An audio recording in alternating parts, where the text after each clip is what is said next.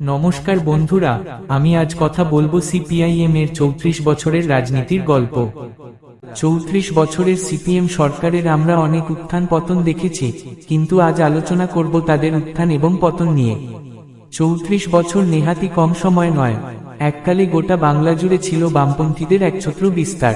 দীর্ঘ লড়াই ও সংগ্রামের পরে অবশেষে ১৯৭৭ সালে নির্বাচনের মাধ্যমে পশ্চিমবঙ্গে বামপন্থীরা সরকার গঠন করে। কিন্তু কিভাবে তারা ক্ষমতায় আসলো তা জানতে হলে আমাদের চলে যেতে হবে ১৯৩০ সালে। তখন ছিল অবিভক্ত বাংলা, অর্থাৎ সেই সময়ে বাংলাদেশও আমাদের ভারতেরই অংশ ছিল। সেই বছরেই মাস্টারদা সূর্য সেনের নেতৃত্বে কিছু বামপন্থী যুবক যুবতী চট্টগ্রাম সেনা অস্ত্রাগার এবং তার সাথে সাথে ইউরোপীয় ক্লাব এবং টেলিগ্রাফ কেন্দ্র আক্রমণ করে। প্রচুর গোলাবারুদ, বন্দুক ও অস্ত্র তারা লুট করে এবং চট্টগ্রামের যোগাযোগ ব্যবস্থা সম্পূর্ণভাবে বিচ্ছিন্ন করে দেয়। স্বাভাবিকভাবেই তৎকালীন ব্রিটিশ সরকার ঘটনাটিকে ভালো চোখে নেয়নি, ফলে তারা চট্টগ্রামে তাদের সামরিক বাহিনী পাঠায়। তাই বিপ্লবীরা চট্টগ্রামের জলালাবাদ পাহাড়ে গিয়ে লুকোয়। সেখানে দু পক্ষের মধ্যে তুমুল যুদ্ধ হয়। শেষ পর্যন্ত ১৯৩৪ সালে মাস্টারদা সূর্য সেন ধরা পড়েন এবং তাকে ফাঁসি দেওয়া হয়। এই ঘটনায় জড়িত আরেক বিপ্লবী প্রীতিলতা ওয়াদেদার ইউরোপীয় ক্লাব আক্রমণকালে পটাশিয়াম সায়ানাইড খেয়ে আত্মঘাতী হন। ইতিহাসে এই ঘটনাটি চট্টগ্রাম অস্ত্রাগার লুণ্ঠন নামে পরিচিত। এই ঘটনাটি নিঃসন্দেহে ব্রিটিশ শাসনের বিরুদ্ধে এক কড়া পদক্ষেপ ছিল এবং বাংলায় বামপন্থী যুগের শুরুর প্রথম ধাপও ছিল। ১৯৩৫ সালের মার্চ মাসের কথা বলছি। জ্যোতি বসু তখন ইংল্যান্ডে গেছেন আইন নিয়ে পড়াশোনা করতে। সেখানে থাকাকালীন তিনি communist party of great Britain অর্থাৎ সিপিজিবিরও কিছু নেতা যেমন হ্যারি পলিট, রাজনী পালং দত্ত, বেন ব্রাডলির সংস্পর্শে আসেন। বলা ভালো, এই সময় থেকেই তার মনে ধীরে ধীরে বামপন্থী মনোভাব আরও দৃঢ় হতে থাকে। তিনি তাদের সাথে নানা কর্মসূচিতেও যোগদান করেন। ১৯৪০ সালে জ্যোতি বসু ভারতে ফিরে আসেন এবং সরাসরি একজন হোলটাইমার হিসেবে কমিউনিস্ট পার্টি অফ ইন্ডিয়া অর্থাৎ সিপিআইতে যোগদান করেন। বরাবরই কমিউনিস্ট পার্টি শ্রমিক, কৃষক ও মজুরদের জন্য লড়াই করে এসেছে। ইতিহাসের বই ঘাটলে তোমরা এর ভুরি ভুরি উদাহরণ পাবে। ১৯৪৬ সালে অবিভক্ত বাংলায় কমিউনিস্ট পার্টির কিষাণ সভা নামক একটি কৃষক সংগঠন তেভাগা আন্দোলন নামে এক জোরালো সংগ্রাম শুরু করে। সেই সময়ে চাষিদের তাদের চাষ করা ফসলের অর্ধেকটাই জমিদারের হাতে তুলে দিতে হতো, তাই তাদের দাবি ছিল সেই ভাগ অর্ধেক থেকে ১/৩ নামিয়ে আনা। ধীরে ধীরে এই আন্দোলন বিভিন্ন গ্রামে গঞ্জে ব্যাপক আকারে ছড়িয়ে পড়ে। বহু জায়গা থেকে অনেক জমিদার ভয় পালিয়ে যায়। ফলে শেষ পর্যন্ত তৎকালীন মুসলিম লীগ সরকার তাদের দাবি মানতে বাধ্য হয়। আর এই কারণেই বাংলায় বামপন্থীদের ভিত আরও শক্ত হয়ে ওঠে। সাল ১৯৫৯, ততদিনে দেশ ভাগ হয়ে গেছে, ফলে অবিভক্ত বাংলাও তখন বিভক্ত। একদিকের নাম পশ্চিমবঙ্গ, যা ভারতের অবিচ্ছেদ্য অংশ, আরেক দিকের নাম পূর্ব পাকিস্তান, যা পরবর্তীকালে বাংলাদেশ নামক স্বাধীন রাষ্ট্রে পরিণত হয়। কিন্তু সেই বছরেই পশ্চিমবঙ্গে ঘটে এক মারাত্মক ঘটনা। সেই সময়ে গ্রামে ও শহরে উভয় জায়গাতেই খাদ্যের অভাব দেখা গিয়েছিল। ফলে ১৯৫৯ সালের ৩১শে আগস্ট আবারও সেই কিষাণ সভার নেতৃত্বে কলকাতার বুকে একটি বিরাট গণবিক্ষোভের আয়োজন করা হয়। গ্রাম শহর মিলিয়ে প্রচুর মানুষ সেই আন্দোলনে যোগদান করেছিল। মিছিলটি যখন রাইটার্স বিল্ডিং এর দিকে যাত্রা শুরু করে, তখন কোনো রকম সতর্ক ছাড়াই পুলিশ তাদের উপর নিষ্ঠুরভাবে লাঠিচার্জ করতে শুরু করে। সেই ঘটনায় প্রায় ৮০ জন মানুষ প্রাণ হারান। বিধানসভায় দাঁড়িয়ে জ্যোতি বসু এই হত্যাকাণ্ডকে জালিয়ানওয়ালাবাগ হত্যাকাণ্ডের সাথেও তুলনা করেছিলেন। এই ঘটনা তৎকালীন কংগ্রেস সরকারকে কোণঠাসা করতে সক্ষম হয়েছিল। তবে সেই সময়ে পশ্চিমবঙ্গের বামপন্থী আন্দোলন একটা বড় ধাক্কা খায়। যাই হোক, এটা ছিল অনেক বড় ঘটনা, কিন্তু তবুও তোমাদের জন্য ছোট করে বলছি। তোমরা তো জানোই ১৯৪৭ থেকে ১৯৯১ পর্যন্ত সারা পৃথিবীতে ঠান্ডা যুদ্ধ চলছিল। ঠান্ডা যুদ্ধ নিয়ে ইতিমধ্যেই আগের একটি প্রতিবেদনে কথা বলেছি। ঠিক ১৯৫০ এর দশক থেকে চীন ও সোভিয়েত ইউনিয়নের মধ্যে কিছু আদর্শগত ভাঙন দেখা দেয়। ১৯৫৬ সালে অনুষ্ঠিত সোভিয়েত ইউনিয়নের পার্টি কংগ্রেসে সোভিয়েত নেতা নিকিতা ক্রুশ্চেভ স্টালিনের সমালোচনা করেন এবং পশ্চিমাদের সাথে শান্তিপূর্ণ সহাবস্থানের কথাও বলেন, যা চীনের বামপন্থী নেতা মাও সে তুং একেবারেই ভালো চোখে নেননি। তিনি এটিকে আদর্শগত বিশ্বাসঘাতকতা বলে মনে করেছিলেন এবং এই ঘটনায় প্রভাব ফেলে বঙ্গ রাজনীতির উপর। তৎকালীন কমিউনিস্ট পার্টি অফ ইন্ডিয়া অর্থাৎ সিপিআইর কিছু অংশ কংগ্রেসের সাথে সহযোগিতায় বিশ্বাসী ছিল, কিন্তু আরেকটি অংশ কংগ্রেসের মতো বুর্জোয়া দলের সাথে কোনো ধরনের সহযোগিতার ঘোর বিরোধী ছিল। 1964 সালের 31শে অক্টোবর থেকে 7ই নভেম্বর কলকাতায় অনুষ্ঠিত হয় সপ্তম পার্টি কংগ্রেসের অধিবেশন। সেখানেই দুই পক্ষের আদর্শগত দৃষ্টিভঙ্গি প্রথম সামনে আসে, যার ফলে কিছু উল্লেখযোগ্য সংখ্যক নেতা সেই অধিবেশন থেকে বেরিয়ে আসেন, যাদের মধ্যে ছিলেন জ্যোতি বসু, মুজাফফর আহমেদ ও প্রমোদ দাশগুপ্তর মতো হেভিওয়েট নেতারা। তারপর তারা একটি নতুন দল গঠন করেন এবং জন্ম নেয় communist party of India, Marxist অর্থাৎ সিপিআইএম। তোমরা যদি লক্ষ্য করো তবে দেখবে যে এতক্ষণ পর্যন্ত আমি একবারও সিপিআইএম শব্দটা উচ্চারণ করিনি। যা বলেছি পুরোটাই ছিল সিপিআই অর্থাৎ কমিউনিস্ট পার্টি অফ ইন্ডিয়ার উপরে। এখানেই বোঝার বিষয় রয়েছে, আসলে চীন সোভিয়েত সংঘাতের পর গোটা পৃথিবীর কমিউনিস্ট মতাদর্শে একটি অন্তর্দ্বন্দ্ব আসে, যার ফলে কমিউনিস্ট পার্টি কোনো একটি নির্দিষ্ট পার্টি নয়, এর অনেক ভাগ রয়েছে। যেমন একটি ভাগ হলো সিপিআই মাওয়িস্ট অর্থাৎ যারা মাও সেতুং এর কমিউনিস্ট মডেল মেনে চলে। আরেকটি ভাগ হলো সিপিআই মিলিলিটার, যা কার্ল মার্কস এবং লেনিনের নীতি মেনে চলে। আরেকটি ভাগ হলো সিপিআইএম, যারা বেশিরভাগই কার্ল মার্কসের নীতি অনুসরণ করে। এরা সবাই বামপন্থী, কিন্তু এক একটি সংগঠনের নীতি ও আদর্শে নানা অমিল রয়েছে। আর এই সিপিআইএম আমাদের পশ্চিমবঙ্গে 34 বছর রাজত্ব করেছে। কি মাথা ঘুরছে? তাই তো, দরকার পড়লে লেখাটি আমাদের ওয়েবসাইট থেকে পড়ে নাও আরেকবার, ওখানে ভাগ ভাগ করে বলা আছে। এরই মাঝে পশ্চিমবঙ্গে তখন তালমাতাল পরিস্থিতি। 1967 সালে কমরেড চারু মজুমদারের নেতৃত্বে পশ্চিমবাংলার একটি ছোট গ্রাম নকশালবাড়ি থেকে শুরু হয় একটি কৃষক বিদ্রোহ। এই আন্দোলন ছিল মূলত একটি উগ্র বামপন্থী আন্দোলন, যা ভারতবর্ষের সামাজিক ও অর্থনৈতিক ব্যবস্থার ঘোর বিরোধী ছিল। 1964 সালের 31শে অক্টোবর থেকে 7ই নভেম্বর কলকাতায় অনুষ্ঠিত হয় সপ্তম পার্টি কংগ্রেসের অধিবেশন। সেখানেই দুই পক্ষের আদর্শগত দৃষ্টিভঙ্গি প্রথম সামনে আসে, যার ফলে কিছু উল্লেখযোগ্য সংখ্যক নেতা সেই অধিবেশন থেকে বেরিয়ে আসেন, যাদের মধ্যে ছিলেন জ্যোতি বসু, মুজাফফর আহমেদ ও প্রমোদ দাশগুপ্তর মতো হেভিওয়েট নেতারা। তারপর তারা একটি নতুন দল গঠন করেন এবং জন্ম নেয় communist party of India, Marxist অর্থাৎ সিপিআইএম। তোমরা যদি লক্ষ্য করো তবে দেখবে যে এতক্ষণ পর্যন্ত আমি একবারও সিপিআইএম শব্দটা উচ্চারণ করিনি। যা বলেছি পুরোটাই ছিল সিপিআই অর্থাৎ কমিউনিস্ট পার্টি অফ ইন্ডিয়ার উপরে। এখানেই বোঝার বিষয় রয়েছে, আসলে চীন সোভিয়েত সংঘাতের পর গোটা পৃথিবীর কমিউনিস্ট মতাদর্শে একটি অন্তর্দ্বন্দ্ব আসে, যার ফলে কমিউনিস্ট পার্টি কোনো একটি নির্দিষ্ট পার্টি নয়, এর অনেক ভাগ রয়েছে। যেমন একটি ভাগ হলো সিপিআই মাওয়িস্ট অর্থাৎ যারা মাও সেতুং এর কমিউনিস্ট মডেল মেনে চলে। আরেকটি ভাগ হলো সিপিআই মিলিলিটার, যা কার্ল মার্কস এবং লেনিনের নীতি মেনে চলে। আরেকটি ভাগ হলো সিপিআইএম, যারা বেশিরভাগই কার্ল মার্কসের নীতি অনুসরণ করে। এরা সবাই বামপন্থী, কিন্তু এক একটি সংগঠনের নীতি ও আদর্শে নানা অমিল রয়েছে। আর এই সিপিআইএম আমাদের পশ্চিমবঙ্গে 34 বছর রাজত্ব করেছে। কি মাথা ঘুরছে? তাই তো, দরকার পড়লে লেখাটি আমাদের ওয়েবসাইট থেকে পড়ে নাও আরেকবার, ওখানে ভাগ ভাগ করে বলা আছে। এরই মাঝে পশ্চিমবঙ্গে তখন তালমাতাল পরিস্থিতি। 1967 সালে কমরেড চারু মজুমদারের নেতৃত্বে পশ্চিমবাংলার একটি ছোট গ্রাম নকশালবাড়ি থেকে শুরু হয় একটি কৃষক বিদ্রোহ। এই আন্দোলন ছিল মূলত একটি উগ্র বামপন্থী আন্দোলন, যা ভারতবর্ষের সামাজিক ও অর্থনৈতিক ব্যবস্থার ঘোর বিরোধী ছিল।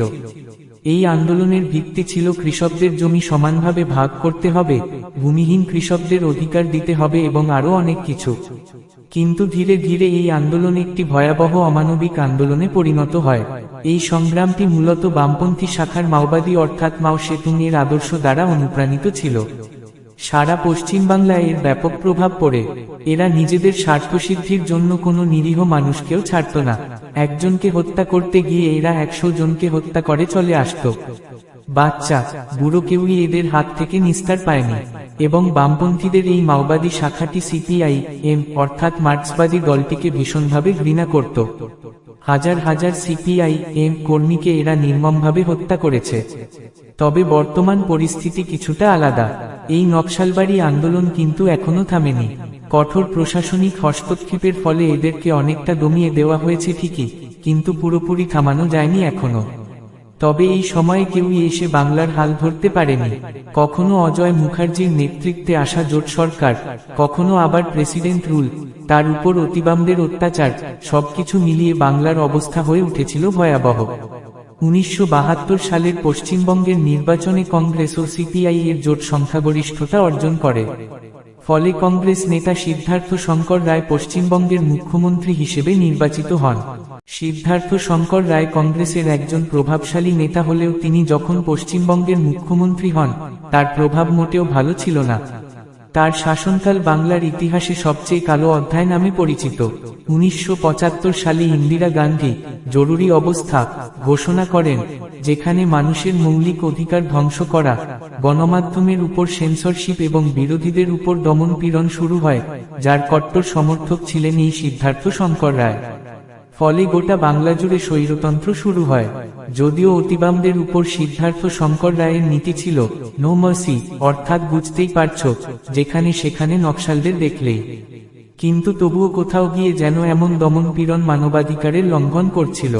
এই সময়ে লোকেরা বাড়ি থেকেও বেরোতে ভয় পেত। সন্ধ্যের পর কেউ আর বাড়ির বাইরে বেরোত না। আর এইটারই সুযোগ কাজে লাগায় সিপিআইএম। তারা ধীরে ধীরে মাওবাদী ছাড়া অন্যান্য বাম দলগুলিকে নিয়ে সাধারণ মানুষের অধিকারের দাবিতে পথে নামে। খাদ্য, বস্ত্র ও জীবনের অন্যান্য সমস্যাগুলি নিয়ে তারা তীব্র আন্দোলন শুরু করে, যা মানুষের সমর্থনও লাভ করে। অবশেষে 1977 সালের বিধানসভা নির্বাচনে 243টি আসন জয়লাভ করে তারা পশ্চিমবঙ্গে বামপন্থী যুগ শুরু করে। নতুন যুগের তো শুরু হলো, কিন্তু এই যুগ কি সোনার যুগ ছিল, নাকি এর পিছনে রয়েছে অন্য কোনো ইতিহাস? যে সময় সিপিআইএম পশ্চিমবঙ্গের ক্ষমতায় এসেছিল, সেই সময় পশ্চিমবঙ্গ ছিল একটি বিধ্বস্ত রাজ্য। তাই সিপিআইএম নেতারা দ্রুত তাদের কাজ শুরু করে দেন। 1978 সালে তারা শুরু করে অপারেশন বর্গা। এটি ছিল বামফ্রন্ট সরকার কর্তৃক একটি ভূমি সংস্কার উদ্যোগ, ইংরেজিতে যাকে বলে ল্যান্ড রিফর্ম পলিসি। এর প্রধান লক্ষ্য ছিল বর্গাচাষীদের অধিকার রেকর্ড করা এবং জমির মালিকদের শাসন ও অত্যাচারের হাত থেকে তাদের রক্ষা করা। অপারেশন বর্গার আগে অনেক চাষির আইনগত সুরক্ষা ছিল না, ফলে জমির মালিকেরা তাদের যেকোনো সময় উচ্ছেদ করত এবং তাদের চাষ করা ফসলের অনাজ ভাগ নিত। কিন্তু এই উদ্যোগের মাধ্যমে সরকার চাষীদের আইনগত অধিকার ফিরিয়ে দেয় এবং তাদের ফলানো ফসলের ন্যায়যুক্ত ভাগ তারা নিশ্চিত করে। বাংলার গরিব কৃষকের জন্য নেওয়া এই উদ্যোগ বামফ্রন্ট সরকারের ভিতকে আরো মজবুত করে তোলে। এর ফলে প্রচুর পরিবার উপকৃত হয়। এছাড়াও 1978 সালে বামফ্রন্ট সরকার ত্রিস্তরীয় পঞ্চায়েত ব্যবস্থা চালু করে, যেখানে গ্রামের গরিব মানুষরাও সরাসরি স্থানীয় প্রশাসনে অংশ নেওয়ার সুযোগ পায়। তারা শিক্ষার প্রসারে বিশেষভাবে জোর দিয়েছিল। দ্বাদশ শ্রেণী পর্যন্ত শিক্ষা বাধ্যতামূলক করা হয়েছিল। গ্রামাঞ্চলে বহু নতুন বিদ্যালয় স্থাপন করা হয় এবং শিক্ষকদের বেতন ও সুযোগ সুবিধাও বৃদ্ধি করা হয়। এছাড়াও গোটা বাংলার সাক্ষরতার হার অনেক বেড়ে গিয়েছিল সেই সময়। তারা যাতায়াতের জন্য বিভিন্ন সেতু, সড়ক ও ফ্লাইওভার নির্মাণ করেছিল। তোমরা কলকাতার রাস্তা দিয়ে যে সব সেতু ও জাতীয় সড়কগুলো দেখো, তার অধিকাংশই সিপিআইএম সরকারের আমলে তৈরি। সেই সময় চাকরির নিয়োগও হতো। প্রচুর মানুষ সচেতনভাবে চাকরি পেয়েছিল। এছাড়াও অনেক কিছুই রয়েছে যা বললে লেখাটা অনেক বড় হয়ে যাবে, কিন্তু কথাতেই আছে, একই মুদ্রার দুটি পিঠ থাকে। যত দিন যায় ততই পরিস্থিতি আরো বদলাতে শুরু করে। সুন্দরবনের মরিচঝাপিতে ঘটে একটি অমানবিক ঘটনা। তোমরা সবাই জানো, মুক্তিযুদ্ধের সময় বাংলাদেশ থেকে প্রচুর মানুষ ভারতের দণ্ডকারণ্যে আশ্রয় নেয়, যা বর্তমান ছত্তিশগড়, মধ্যপ্রদেশ এবং ওড়িশার কিছু অংশ নিয়ে বিস্তৃত। সাল তখন 1971। বহু সিপিআইএম নেতা তাদেরকে প্রতিশ্রুতি দেয় যে তারা ক্ষমতায় এলে তাদেরকে পশ্চিমবঙ্গে আশ্রয় দেবে। 1977-এ পশ্চিমবঙ্গে বামফ্রন্ট সরকার গঠনের পর দণ্ডকারণ্য থেকে তারা সুন্দরবনের দিকে আসতে শুরু করে এবং সেখানকার মরিচঝাপি দ্বীপে এসে আশ্রয় নেয়। সেখানেই তারা ধীরে ধীরে বসতি গড়ে তোলে। জানলে অবাক হবে, তারা সেই জঙ্গলের ভিতরেই রাস্তা, বাজার, পথঘাট তৈরি করে নিয়েছিল। আর জীবিকা নির্বাহের জন্য তারা জঙ্গলের কাঠ কেটে ব্যবসা শুরু করেছিল। সেই সময় সুন্দরবন অঞ্চলটি ছিল সংরক্ষিত অঞ্চল, অর্থাৎ সেখানে বসতি স্থাপন বা কাঠ কাটার আইনগত বিরোধ ছিল, কিন্তু গরিব মানুষদের পেটে যখন তা টান পড়ে, তখন আইন মানতে তাদের কাছে হয়তো বিলাসিতা মনে হতো। ফলে কিছুদিন যেতে না যেতেই বামফ্রন্ট সরকার সেখানে বিশাল পুলিশ বাহিনী পাঠিয়ে দেয়। কয়েক হাজার নিরীহ মানুষ পুলিশের গুলিতে নিহত হয়, অনেকে পালিয়ে যায়, তাদের খাদ্য, জলের ব্যবস্থা সব বন্ধ করে দেওয়া হয়। এখন সিপিআইএম এর অনেক নেতাই এই ঘটনাকে অস্বীকার করবেন, কিন্তু সেখানে যে প্রচুর মানুষের প্রাণ চলে গিয়েছিল তা অনেক কেস স্টাডিতে জানা গেছে। এই বিষয়ে দীপ হালদারের লেখা ব্লাড আইল্যান্ড বইটি পড়তে পারো। প্রমোশন করছি না, এখানেই প্রশ্ন ওঠে যে এই গণহত্যার কি অন্য কোনো বিকল্প পথ ছিল না? এত শরণার্থীকে আশ্রয় যখন দেওয়া হয়েছিল, তখন আগে থেকে তাদের জন্য ব্যবস্থা কেন নেওয়া হয়নি? আর যেকালে ব্যবস্থাপনার অভাব ছিল, তখন এত শরণার্থীর আশ্রয় দেওয়ার কারণ কি ছিল? এই বিষয়ে তৎকালীন রাজ্য সরকার ও কেন্দ্রীয় সরকারের ব্যর্থতা সরাসরি প্রকাশ পেয়েছিল। আর এই ঘটনার পরে সিপিআইএম সরকার প্রবলভাবে সমালোচিত হয়। তবে এখানেই শেষ নয়, এমন আরো অনেক কিছু ঘটে যা সত্যিই হৃদয় কাঁপানো বিষয়। 2003 সালের একটি ঘটনার কথা বলি। সময়টা তখন মাঝরাত। দুটি যাত্রীভর্তি বিয়ে বাড়ির বাস ধানতলা এলাকায় দিয়ে যাচ্ছিল। দুটি বাসই হঠাৎ মাঝপথে আটকে দেয় কিছু গুন্ডা বাহিনী। প্রথমেই তারা বাসের ভিতরে ঢুকে বাসচালক সমীর ঘোষকে গুলি করে হত্যা করে এবং বাসের মধ্যে উপস্থিত বাকি ছেলেদের ছাদে বসতে বলে। আর বাসের ভিতরে থাকা মেয়েদের শ্লীলতাহানি ও ধর্ষণ তারা চিহ্ন ন করে। তার সঙ্গে সঙ্গে যাবতীয় গয়না, হাতঘড়ি এবং ব্যক্তিগত জিনিসপত্র লুট করে নেটনার পরে সেখানকার দুজন সিপিএম নেতা সুবল বাগুচি ও সাইদুল ইসলাম কারিগরকে পুলিশ গ্রেফতার করে। যদিও পরে তারা ছাড়া পেয়ে যায়। সুবল বাগুচির বয়ান ছিল, কোট আনকোট, সিপিএম নেতাদের একদল মানুষ আমার বিরুদ্ধে ষড়যন্ত্র করেছিল। যখন থানাতে আমি এর বিরুদ্ধে প্রতিবাদ জানাতে চাই তখন আমাকে অপমানিত করা হয়েছে এবং গ্রেফতার করা হয়েছে। তাই হলে এবার নিজেই ভেবে দেখো। তবে এখানেই কি শেষ? না, একটু পিছনে যাওয়া যাক। সালটা 1990। 3 জন সরকারি কর্মী তাদের কর্মসূচি সেরে গোসাবা থেকে কলকাতা ফিরছিলেন। তাদের মধ্যে ছিলেন Anita Dewan, deputy district extension media officer, Uma Ghosh, senior officer, Paschimbanga স্বাস্থ্য দপ্তর, এবং রেণু ঘোষ, ইউনিসেফ এবং বিশ্ব স্বাস্থ্য সংস্থার একজন প্রতিনিধি। ঠিক সন্ধে 6:30 নাগাদ ফেরার পথে যখন তারা ইস্টার্ন বাইপাস রোড ধরে বানতলার কাছে আসে, হঠাৎ 4-5 জন গুন্ডা তাদের সিপিএম পার্টি অফিসের সামনে গাড়ি আটকানোর চেষ্টা করে। বেগতিক বুঝে গাড়ির চালক অবনি নাইয়া গাড়ি জোরে চালিয়ে পালাতে চেষ্টা করে, কিন্তু শেষ পর্যন্ত তা নিয়ন্ত্রণ হারিয়ে উল্টে যায়। তখন পর্যন্ত আরো 10-15 জন গুন্ডা এসে তাদের ঘিরে ধরে এবং তারপর যা ঘটে তা নির্মম বললেও কম বলা হবে। গাড়ির চালক সহ 3 জনকে গাড়ি থেকে বাইরে বের করে আনা হয়। 3 জন মহিলা কর্মীকেই তারা চিহ্ন অর্ষণ করা হয়। গাড়ির চালক বাধা দিতে গেলে তার গোপনাঙ্গে আঘাত করা হয় এবং সেটিকে থেতলে দেওয়া হয়। আজ্ঞে হ্যাঁ, ঠিকই পড়েছ। ঘটনার 5 ঘন্টা পর পুলিশ সেখানে হাজির হয়। 3 জনের মধ্যে 2 জনকে বাঁচানো গেলেও 1 জনকে নিহত বলে ঘোষণা করে চিকিৎসকরা। নিহত মহিলার নাম অনিতা দেওয়ান। ঘটনার ভয়াবহতা এতই গভীর ছিল যে যখন তার অটপসি চলছিল, ময়না তদন্ত, সেই সময় তার গোপন অঙ্গের ভিতরে থেকে 1 ফুট লম্বা টর্চ উদ্ধার করা হয়। যে মহিলা ডাক্তার অটপসি করছিলেন, তিনি ঘটনাস্থলে অজ্ঞান হয়ে পড়েন। এবার ভাবো, যারা পোস্টমর্টেম, অটপসি ইত্যাদি করেন তাদেরকে মানসিকভাবে সবকিছুর জন্য প্রস্তুত থাকতে হয়, কিন্তু এই ঘটনার ভয়াবহতা সেই মহিলা ডাক্তারের মানসিক শক্তিও হারিয়ে দিয়েছিল। সিপিএমের অনেক নেতার মুখে শোনা যায় যে এই ঘটনার সঙ্গে রাজনৈতিক দলের যোগ কি আছে। দেখাও, যোগ আছে কি নেই তা জানতে বিচার ব্যবস্থা রয়ে গেছে। কিন্তু সাধারণ মানুষ হিসেবে প্রশ্ন তো করতেই পারি। এশিয়ান ডেভেলপমেন্ট ব্যাংকের প্রাক্তন ডিরেক্টর ডি বন্দ্যোপাধ্যায় সাংবাদিক সুমন্ত ব্যানার্জিকে দেওয়া সাক্ষাৎকারে বলেন, গ্রামীণ উন্নয়নের জন্য ইউনিসেফ থেকে যত ফান্ড আসে তার পুরোটাই অপব্যবহার হয় সিপিএম শাসিত পঞ্চায়েতগুলোর মাধ্যমে। সেই দিন অনিতা দেওয়ান গোসাবা থেকে এসব জালিয়াতির অনেক প্রমাণপত্র জোগাড় করেছিলেন, কিন্তু তার শেষ রক্ষা হয়নি। গুন্ডাদের আক্রমণে পুরো গাড়িটাকেই জ্বালিয়ে দেওয়া হয়, ফলে সমস্ত নথি পুড়ে যায় এবং সঙ্গে সঙ্গে তার প্রাণও চলে যায়। এবার প্রশ্ন হলো, কোথায় ছিল প্রশাসন সেই দিন? হয়তো পরে অনেককে গ্রেফতার করা হয়েছে, কিন্তু একের পর এক নিরীহ প্রাণ চলে যাওয়ার দায় কি তাদের ছিল না? তৎকালীন পশ্চিমবঙ্গের স্বাস্থ্যমন্ত্রী প্রশান্ত সুর বলেন, গ্রামবাসীরা সেই মহিলাদের শিশু অপহরণকারী ও পাচারকারী বলে ভুল করেছে। আবার অন্যদিকে তৎকালীন মুখ্যমন্ত্রী জ্যোতি বসুর সেই দিনের বক্তব্য ছিল, এরকম ঘটনা তো ঘটে থাকে। 34 বছরের কুকৃতি কি 10 মিনিটের মধ্যে শেষ করা সম্ভব? সালটা 1982। বালিগঞ্জের বিজন সেতুতে ঘটে আরও এক নৃশংস পৈশাচিক ঘটনা। 1982 সালের 30 এপ্রিল আনন্দমার্গী সম্প্রদায়, একটি হিন্দু সম্প্রদায়, এর 16 জন সন্ন্যাসী ও একজন সন্ন্যাসিনীকে দিনের আলোয় নৃশংসভাবে পিটিয়ে ও গায়ে আগুন জ্বালিয়ে হত্যার চিহ্ন হত্যা করা হয়েছিল। এই সন্ন্যাসীরা তিলজলায় অবস্থিত তাদের সদর দপ্তরে একটি শিক্ষা সম্মেলনে যাচ্ছিলেন। ঠিক বিজন সেতুর সামনে তাদের গাড়ি থেকে নামিয়ে প্রথমে লোহার রড দিয়ে মারা হয়, তারপর খড়াল দিয়ে মাথা থেতলে দেওয়া হয় এবং তাদের দেহে পেট্রোল ও অ্যাসিড দিয়ে জ্বালিয়ে দেওয়া হয়। ভাবো কতটা ভয়াবহ ছিল এই ঘটনা। এবং এটি ঘটেছে বালিগঞ্জে। হ্যাঁ, ঠিকই শুনছো, বালিগঞ্জ, যে রাস্তা দিয়ে তুমি আমি রোজই প্রায় যাতায়াত করি। ঘটনায় নিহত সুপ্রিয়া ব্রহ্মচারিণীর শাল ও সোনার ঘড়ি সিপিএম নেতা শম্ভু নুস্কারের বাড়ি থেকে উদ্ধার করে পুলিশ।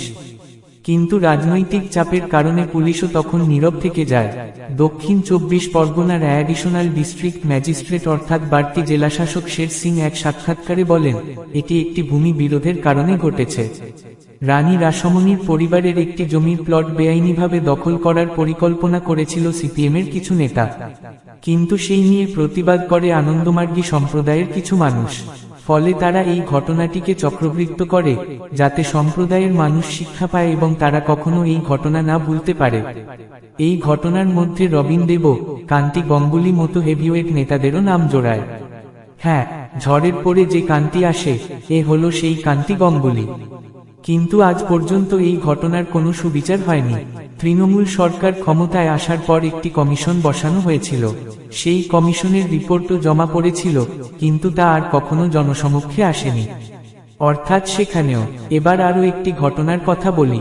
1970 সালের 17 মার্চ সিপিএমের দুষ্কৃতীরা 3 ভাইয়ের উপর হামলা চালায়, যারা কংগ্রেসের প্রতি গভীর ভালোবাসা রাখত।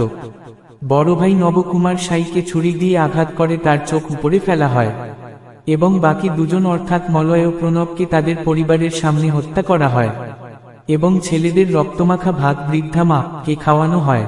একদম ঠিকই পড়েছ, রক্তমাখা ভাত। পরবর্তীকালে জাস্টিস তারাপদ মুখার্জি অধীনে একটি কমিশন গঠন করা হয়। সেই কমিশনে রক্তমাখা ভাত খাওয়ানোর কথা উল্লেখ না থাকলেও সেই বাড়ির এক গৃহবধূ ইন্ডিয়ান এক্সপ্রেসকে দেওয়া সাক্ষাৎকারে বলেন, আমার ভাইদের প্রণব কুমার সাই ও মলয় কুমার সাইকে আমার চোখের সামনে কুপিয়ে হত্যা করা হয়। আমার বয়স তখন 26 বছর। সকাল 7:30 থেকে তারা আমাদের বাড়িতে পাথর ছুঁড়তে শুরু করে এবং তারপর বাড়িতে আগুন লাগিয়ে দেয়। ছেলেদের রক্ত মেশানো ভাত আমার শাশুড়ি মৃগনয়না দেবীর মুখে ঢুকিয়ে দেওয়া হয়। 1 বছর পরে সেই বড় ভাই নবকুমার সাইকে প্রাণে হত্যা করা হয়। এত শুধু কয়েকটা বড় বড় ঘটনার কথা বললাম। এরকম আরো প্রচুর ঘটনা সেই সময় ঘটেছে যা কেউ এখনো অজানা। সেই সময় জ্যোতি বসু পশ্চিমবঙ্গে কম্পিউটার আনার অনুমতি দিতেন না, কেন তা আজও কেউ জানে না। তবে কেউ কেউ বলে চাকরি চলে যাওয়ার ভয়ে তারা এর বিরুদ্ধে সরব হয়েছিলেন। শুধু তাই নয়, এমনকি ইংরেজি শিক্ষার পক্ষে তার সায় ছিল না। কেন ছিল না, সেটাও দলের নেতারা বলতে পারবেন।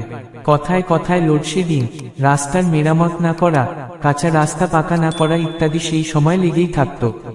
আর সবচেয়ে গুরুত্বপূর্ণ জিনিস হলো পান থেকে চুন খসলেই বন্ধ লেগে যেত। ভাবো, সপ্তাহে 7 দিনের মধ্যে যদি 4 দিনই বন্ধ লেগে থাকে, তাহলে মানুষ খাবে কি? গ্রামে গঞ্জে গুন্ডারাজ ছিল অনেকটা জলভাতের মতো। শহরে প্রভাব কম থাকলেও গ্রামেগঞ্জে সিপিএমের পোষা গুন্ডাবাহিনী রীতিমতো সেখানে বাসিন্দাদের উৎখাত করে তুলেছিল। অবস্থা এতটাই ভয়াবহ হয়ে উঠেছিল যে বুদ্ধদেব ভট্টাচার্য জ্যোতি বসুকে বলেছিলেন, চোরদের সরকারের আমি আর থাকব না। বর্তমানে সিপিএম নেতা কর্মীরা অনেক আদর্শের কথা বলে থাকেন, কিন্তু যে কোনো সময় তাদেরকে এই বিষয়ে প্রশ্ন করা হলে তারা নানা অজুহাত নিয়ে খারাপভাবে পালিয়ে যায়। সিপিএম সরকারের কফিনে সর্বশেষ পেরেক গেঁথে দেয় নন্দীগ্রাম ও সিঙ্গুরের ঘটনা। যদিও নন্দীগ্রাম নিয়ে বেশ বিতর্ক রয়েছে, এটা নিয়ে আবার অন্য একদিন লিখব। 34 বছরে একটা শিল্প না আনার পরে অবশেষে তৎকালীন মুখ্যমন্ত্রী বুদ্ধদেব ভট্টাচার্য মনে করেন যে পশ্চিমবঙ্গে শিল্প দরকার। তাই তিনি টাটাদের সাথে চুক্তি করেন। তার উদ্দেশ্য ঠিক হলেও তার পদ্ধতি ভুল ছিল। তারা সিঙ্গুরে জমি অধিগ্রহণ করা শুরু করে। কৃষকরা যখন বিদ্রোহ শুরু করে তখন পুলিশের সঙ্গে খণ্ডযুদ্ধ হয়। প্রচুর মানুষ গৃহছাড়া হয়, প্রচুর মানুষ মারা যায়। পশ্চিমবঙ্গে একটি উত্তপ্ত পরিবেশ তৈরি হয়, আর সেই ঘটনার ফায়দা তোলেন তৎকালীন বিরোধী নেত্রী এবং বর্তমানে পশ্চিমবঙ্গের মুখ্যমন্ত্রী মমতা বন্দ্যোপাধ্যায়। তিনি কৃষকদের সঙ্গে কাঁধে কাঁধ মিলিয়ে আন্দোলন শুরু করেন। চারিদিকে ছেয়ে যায় অরাজকতা, মারামারি, শিল্পায়ন তো দূরের কথা, উল্টো প্রচুর কারখানা বন্ধ হয়ে গিয়েছিল। আন্দোলনের জেরে টাটা পিছিয়ে যেতে বাধ্য হয় এবং 2011 সালের বিধানসভা নির্বাচনে 227টি আসন নিয়ে অল ইন্ডিয়া তৃণমূল কংগ্রেস ও ইন্ডিয়ান ন্যাশনাল কংগ্রেসের জোট সরকার বিজয় লাভ করে এবং পশ্চিমবঙ্গে বামফ্রন্ট সরকারের পতন ঘটে। দেখো, এমনি কেউই সরকারের ওপর বিশ্বাস হারায় না। এমনি আজ তারা শূন্য নয়।